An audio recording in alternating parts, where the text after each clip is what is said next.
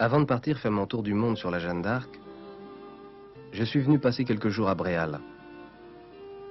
Je viens retrouver l'image d'Armand Putpièce, mon grand-père, qui a disparu en mer il y a 10 ans. À travers les souvenirs de ceux qui l'ont bien connu, je veux apprendre pourquoi et surtout comment a disparu le vieil homme tendre et violent que ses amis appelaient grand-père viking. Ton grand-père s'est attaché à toi dès le premier jour. Tu étais dans ton petit lit devant la fenêtre, et il était penché au-dessus de toi. Jamais il n'avait regardé son fils comme il te regardait. C'en était presque gênant. Il a enveloppé les cadeaux de ses 2 vauriens d'amis, et puis s'est tourné vers nous. Dites donc, les Parisiens, s'en allait faire un tour au bord de la mer. Ça vous nettoierait les poumons, puis ça ferait du bien à ce petit Guillaume. Si tu veux, mais on va mettre le lit dans la voiture. De la plage, on partira directement sur Paris.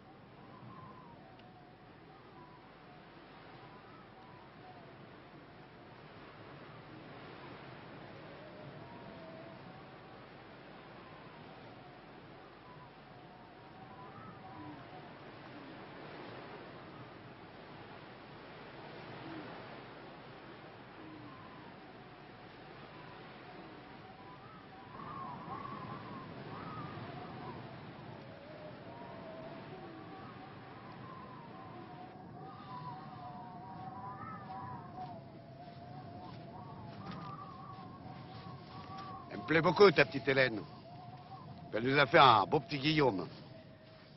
Pareil que vous êtes bien installé à Paris. J'irai peut-être vous voir un de ces jours.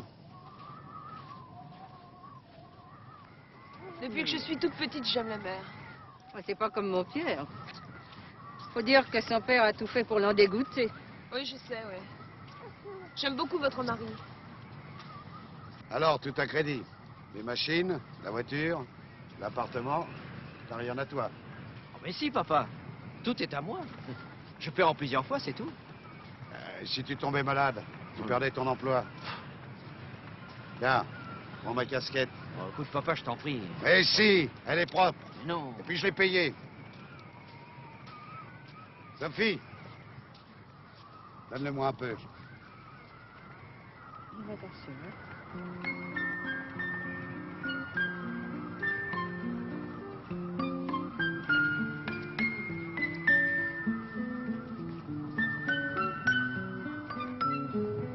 Voleur de jeunesse. Hé, c'est pas beau ça?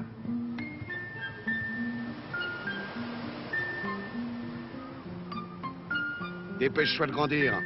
Qu'on rigole un peu tous les deux, avant qu'il soit trop tard. Ah.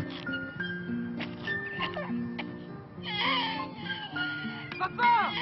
Papa! On rentre, il est tard!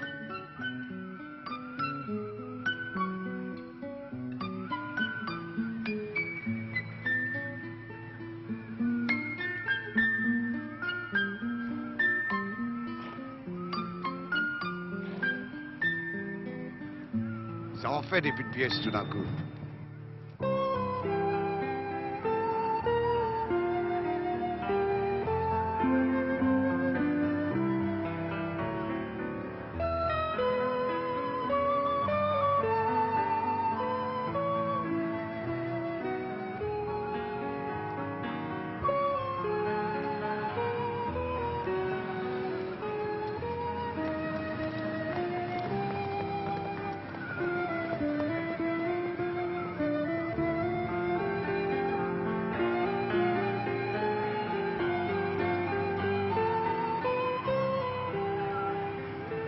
On essaiera de s'échapper un de ces prochains week-ends. Et soyez prudents, la route c'est plus dangereux que la guerre.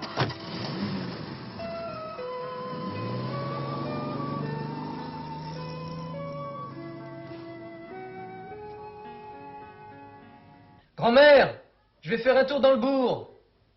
Va, mon garçon, va!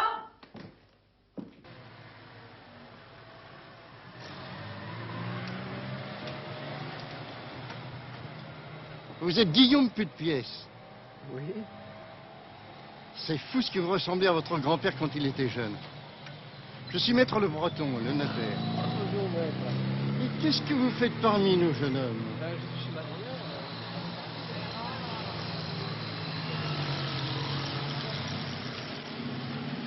Vous n'avez pas dû trouver grand-chose de changé au bout de 10 ans. C'est ce qu'il y a de bon dans la vie de province. Les choses changent plus lentement. Et on a le temps de s'en rendre compte. Passez, je vous en prie.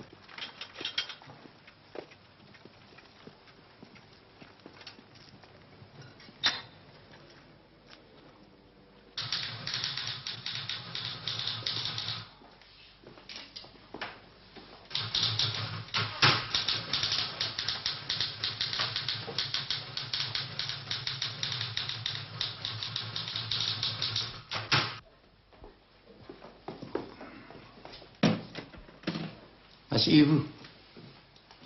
Vous avez choisi Naval pour faire votre service et puis... Non, je veux être marin. C'est bien. Vous avez l'air d'un jeune homme très sérieux, différent des autres.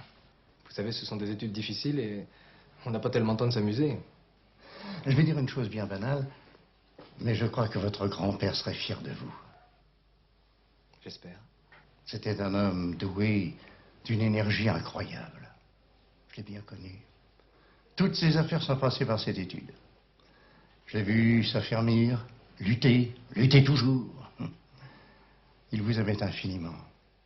Je l'ai vu ici même. Il occupait la place que vous occupez.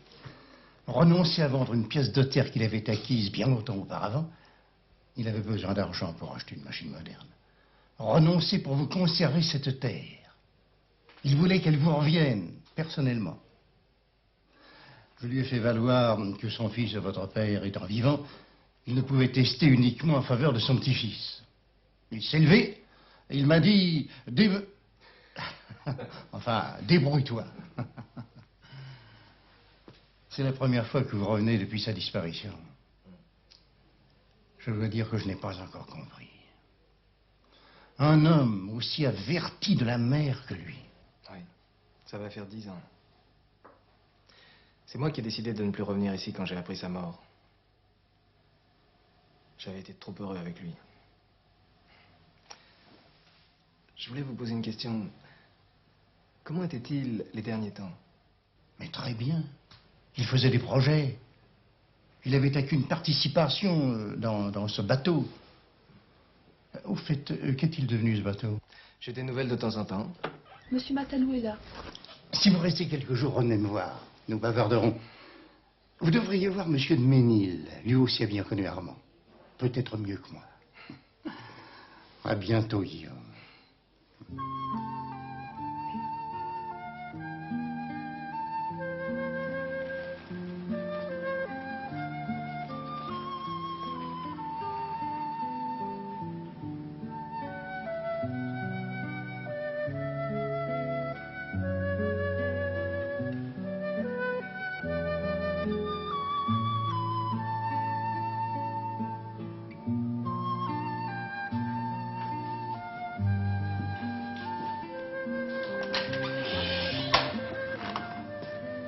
Excusez-moi, monsieur, je m'appelle Guillaume Putpièce.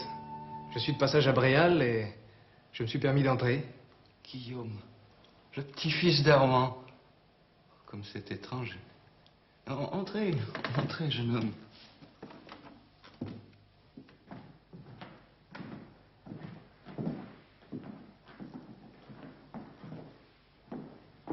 Vous reconnaissez? Oui. Bien sûr. Venez par ici, nous serons mieux. J'étais en train de trier de vieux documents. Oh, à mon âge, à part les factures d'électricité, on ne traite plus que de vieilles choses. Et qu'est-ce que je disais? Ah, et des documents se rapportant à une histoire à laquelle votre grand-père avait été mêlé.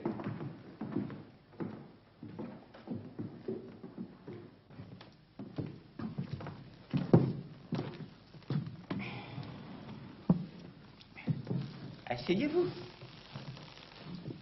Ah, c'est là que vous vous asseyez quand vous étiez tout petit et que votre grand-père prenait son cours d'histoire. Je vous donnais un livre avec des images pendant que votre grand-père s'instruisait. Quelle est cette soif soudaine de savoir qui était Guillaume le Conquérant, mon cher Armand? C'est à cause de lui. Chaque fois qu'on me demande son prénom, je réponds Guillaume. Et les gens ajoutent « Ah, le conquérant ». Alors, toujours en savoir plus. Mon cher Armand, vous êtes normand. Je le suis aussi. Et nous sommes des gens apparemment honnêtes et courtois. Quoique vous ayez une certaine tendance à la violence. Eh bien, nos ancêtres étaient des pillards. Eh oui. Les Vikings, c'est le nom donné au peuple qui habitait la Scandinavie, étaient de grands navigateurs. Ils couraient les mers sur des bateaux de petite taille, de faibles tirants d'eau, qui pouvaient naviguer à la rame aussi bien qu'à la voile, et qui s'appelaient des dracars. Oui, des dragons sculptés ornaient la proue de ces bateaux. Entre parenthèses, il est à peu près prouvé aujourd'hui qu'ils avaient découvert le Labrador, c'est-à-dire le continent américain, quelques 600 ans avant Christophe Colomb. Pour les gens qui habitaient cette terre, la nôtre, ces hommes étaient les hommes du Nord, les Norsemen, ce qui est donné plus tard, quand ils se sont établis ici, les Normands. Ces Vikings recherchaient des terres fertiles sous un climat tempéré. Ils ont croisé devant l'embouchure de la Seine, préparant leur base, lançant leurs expéditions. Il est à peu près sûr qu'ils avaient remonté la Seine jusqu'à Paris pendant une centaine d'années. Pour être précis, jusqu'en l'an 911, où le chef normand Rollon a signé un traité avec le roi Charles le Simple, lui assurant ses droits sur le duché de Normandie.